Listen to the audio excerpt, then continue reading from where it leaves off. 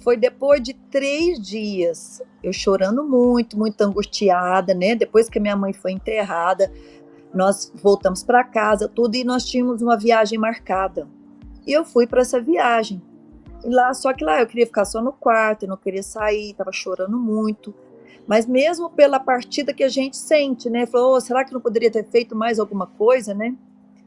E nesse sonho, aí eu dormi, e é sempre nos mesmos horários, por volta da madrugada, finalzinha, chegando o início do dia, tipo 5 horas, sabe? Aí a gente pensa que é muito tempo, mas depois a gente percebe que é pouco tempo, que eu chego a acordar de repente, vou no banheiro, vou na cozinha, eu deito, eu vou ver o horário por volta de 5, 5:10, eu durmo aquele cochilo profundo mesmo, e dá a impressão que eu dormi muito tempo.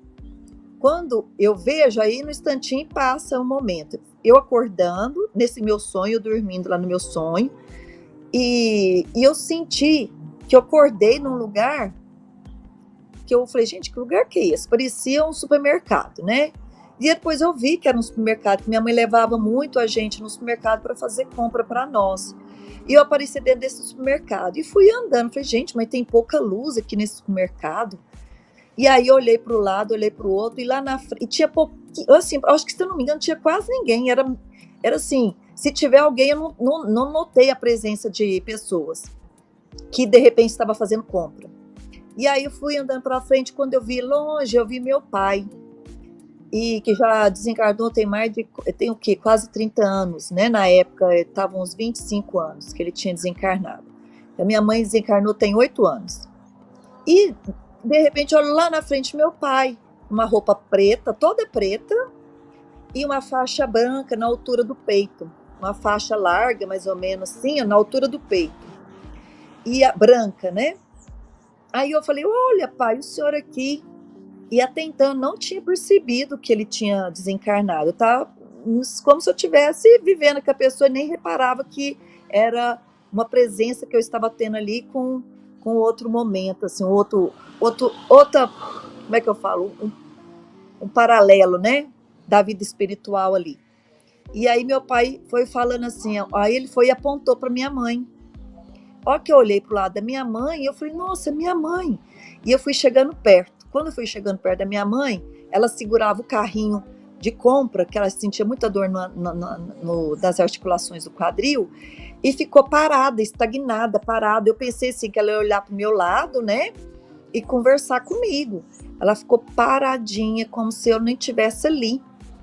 E aí eu fiquei pensando, gente, por que a minha mãe tá desse jeito? O que tá acontecendo? Minha mãe tá parada, não olha pro lado, não conversa comigo. Aí eu tinha uma mulher atrás do balcão e que me entregou um pacote de salame. Ela adorava salame.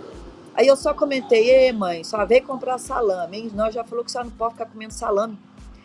E de repente veio na minha memória, na minha cabeça, que ela tinha desencarnado e que eu estava com ela naquele momento. E eu fiquei sem saber o que fazer. E eu queria abraçar ela, e a mãe, o que eu faço? E aí foi uma coisa assim, ela não olhava para mim, não conversava nada, e aí eu me sentia assim, gente, o que aconteceu? E eu acordei, e eu não fiquei sem saber, e aí eu fiquei sem saber o que era.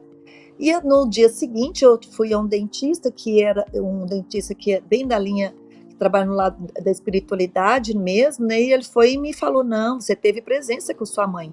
Eles plasmaram ela para você sentir ela. E outro, um amparo que você vê, para você ficar despreocupado, seu pai estava cuidando dela, para você não ficar triste, que isso ia passar, e que ela estava sendo cuidada pelo seu pai.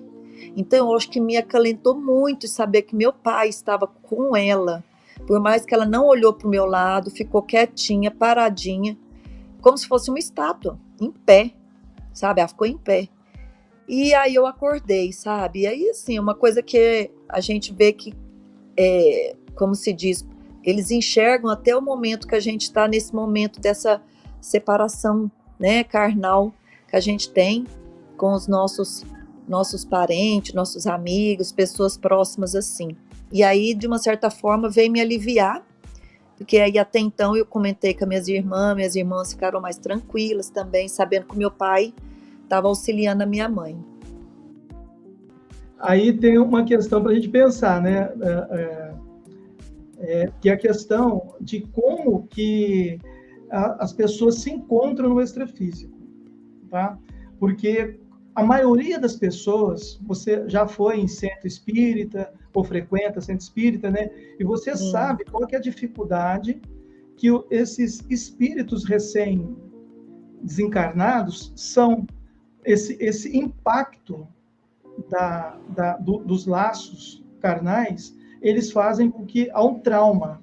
E muitas vezes nesse trauma, esses espíritos, eles não têm contato com a realidade. Eles ficam parados, vivenciando um sonho, né, como você viu lá a sua mãe parada no ambiente que para você é comum, que é um supermercado, mas ela estava ali parada, de olhos vidrados, né? E você, qualquer movimento que você fazia perto dela, não significava nada para ela, porque provavelmente ela não estava te vendo.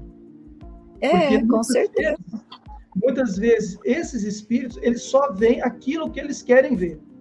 Eles Hum, criam realidades.